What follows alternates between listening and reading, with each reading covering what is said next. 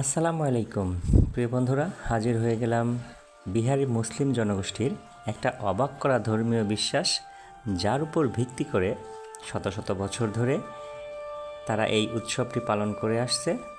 হয়তো এই উৎসবটির কথা অনেকেই জানেন না। তার আগে ছোট্ট একটি কথা, এই ভিডিওটি ধারণ করা হয়েছে একমাত্র বিহারি মুসলিম জনগোষ্ঠীর এই ধর্মীয় বিশ্বাসের উপর গড়ে ওঠা উৎসবটি আপনাদের জানানো, এটার অন্য কোনো উদ্দেশ্য নয়। তো চলুন কথা না বাড়িয়ে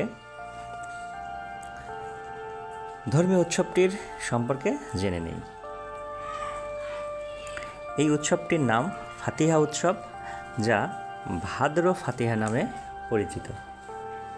এটি ভাদ্র মাসে হয় বলে এটার নাম ভাদ্র ফাতিহা সবাই বলে থাকে। প্রথমে বড় একটি ট্রেতে বিভিন্ন রকমের ফল সজ্জিত করা হয়, যা সুন্দর রুমাল আকৃতির নতুন কাপড় দিয়ে ঢেকে তারপরে সেটিকে নির্দিষ্ট একটি পুকুরের কাছে নিয়ে আসা হয়। এখানে কয়েকটা হুজুর বসে থাকে।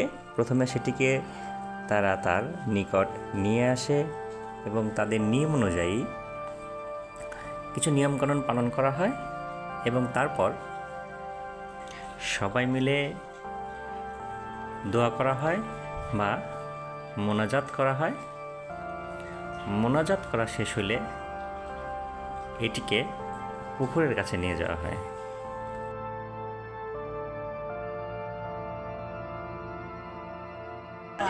আচ্ছা, এগুলো পুকুরে কেন ফেলেন? এটা আমিও বলতে পারবো না, কারণ অনেক ফ্যামিলি থেকে করে আসছে, সেটা থেকে দেখেছি, এখন ওরাই ভালো জানে। এটা বিশ্বাস। হ্যাঁ, আচ্ছা, ঠিক আছে। এটা অনেক এক আধ বছর মানুষ জার্নিং করে এই দেশে। তো শুনলেন বন্ধুরা নিজের কানেই। আসলে এটি সম্পর্কে অনেক মতবিরোধ রয়েছে, যা অনেকেই জানে না, তবে আবার অনেকেও জানে। যাই হোক, এটাকে পুকুরে নিক্ষেপ করা হয় এবং পুকুরে থাকে অনেক কিশোর বা তরুণ, যারা সেগুলা ধরে খাওয়ার চেষ্টা করে বা খায়। এটা আসলে আমি নিজেও জানি না এটা কোন ধর্মীয় বিশ্বাস। এটা যার যার সংস্কৃতি, এটা নিয়ে আসলে তর্ক বিতর্ক অনেক থাকতে পারে। তবে প্রত্যেকটা ধর্মীয় বিশ্বাসের পিছনে অবশ্যই কিছু কারণ থাকে। তবে এটা তাদের নিজস্ব বিশ্বাস এবং ধর্মীয় ব্যাপার। তো আমি অনেকের কাছেই জিজ্ঞাসা করেছিলাম, আসলে অনেকেই সঠিক উত্তর দিতে পারেনি। আবার অনেকে বলেছে যে এটা একটা নিয়তের মাধ্যমে বা একটা নিয়ত করা হয়, যে নিয়তের মাধ্যমে তারা বিভিন্ন ফল জাতীয় জিনিস পুকুরে নিক্ষেপ করে। এ থেকে তাদের যে বাচ্চারা থাকে, তারা পুকুরের মধ্যে ক্ষতিকারক যে জীবজন্তুগুলো থাকে তা থেকে তারা রক্ষা পায়। এরকম অনেক কিছুই আমি শুনেছি, কিন্তু আসলে একজ্যাক্টলি বা সুস্পষ্টভাবে ধারণা কেউই দিতে পারে নাই। তো যাই হোক বন্ধুরা, এটা নিয়ে আমাদের বিতর্কের আসলে কিছু নাই। তো আমি আশা করি আপনাদের কাছে একটা নতুন ধর্মীয় উৎসব উপস্থাপন করতে পেরেছি। আশা করি আপনাদের সবার ভালো লেগেছে একটা নতুন জিনিস আপনাদের জানাতে পেরে। তো কেমন লাগলো ভিডিওটি অবশ্যই আমাকে জানাবেন। আর যদি কারো এরকম এই বিশেষ করে এই ফাতিহা বা ভাদ্র ফাতিহা উৎসবটি দেখার ইচ্ছা হয়, তো অবশ্যই চলে আসবেন।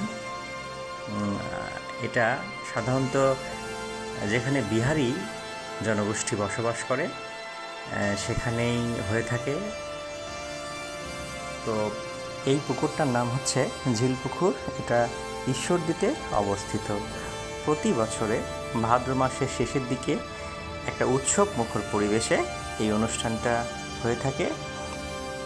তো আপনি আসলেই বুঝতে পারবেন আসলে এটা কতটা উৎসব মুখর। এটা এখানে অনেকেই আবার খাবার সংগ্রহ করে নিয়ে যায়, যারা পরে বাসায় গিয়ে খেতে পারে। এগুলা আপনারা দেখছি অনেক রকম ফল, এগুলো আপনারা পানিতে ফেলেন কি বিশ্বাসে, কেন ফেলেন এগুলো বলতে পারবেন? আল্লাহর কসম সত্যি স্যার, তাই? হ্যাঁ, পাঠাইলো তাই জানি। আচ্ছা। আচ্ছা থাকা যায়। মানে বছরের পর বছর সবাই এবার ফেলে আসতেছে না আপনারা ফেলেন না? ভাদর মাসের লাস্টে তাই না? থাকেন বেলা, হ্যাঁ। আচ্ছা। প্রিয় বন্ধুরা, এতক্ষণ পাশে থাকার জন্য আপনাকে ধন্যবাদ। আশা করি পরবর্তী ভিডিও অবশ্যই পাশে পাবো। ততদিন সবাই ভালো থাকবেন।